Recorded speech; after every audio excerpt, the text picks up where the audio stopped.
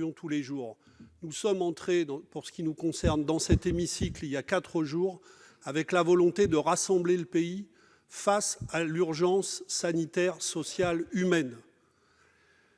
Nous sommes, au terme de ces 4 jours, nous sortons de cette session avec un goût amer, parce que le travail effectué n'est pas à la hauteur de la situation. Je rappelle que nous avons adopté un projet de loi de finances rectificative qui débloque des sommes importantes pour aider l'économie, et nous le partageons, mais qui ne débloque toujours pas les moyens pour l'hôpital et qui ne prend aucune mesure à cette heure pour desserrer l'encadrement des dépenses de santé dans le pays prévu par l'ONDAM, qui ne prévoit rien pour interdire les licenciements pendant la période de crise sanitaire et qui prévoit, dans l'état d'urgence que nous votons aujourd'hui, des mesures dérogatoires extrêmement importantes au droit du travail.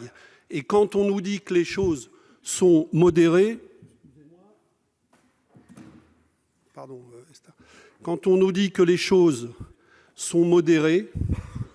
par une disposition qui a été introduite, je voudrais quand même lire ici, parce que nos citoyens doivent le savoir, et il y a 10 alinéas dans l'article 7 du même acabit que celui que je vais lire.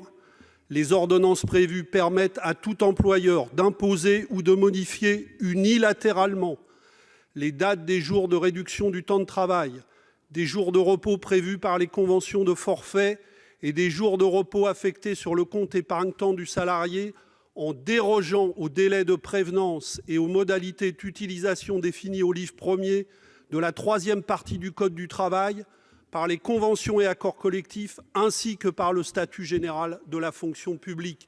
Et il y a 10 alinéas du même acabit, rien que dans l'article 7. Eh bien, tout ça, évidemment, n'est pas de nature à rassembler le pays.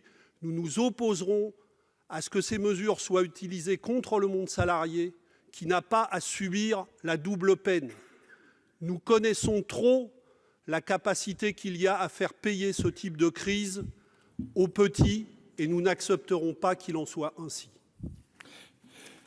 Monsieur le questeur Capo Canellas, pour expliquer son vote.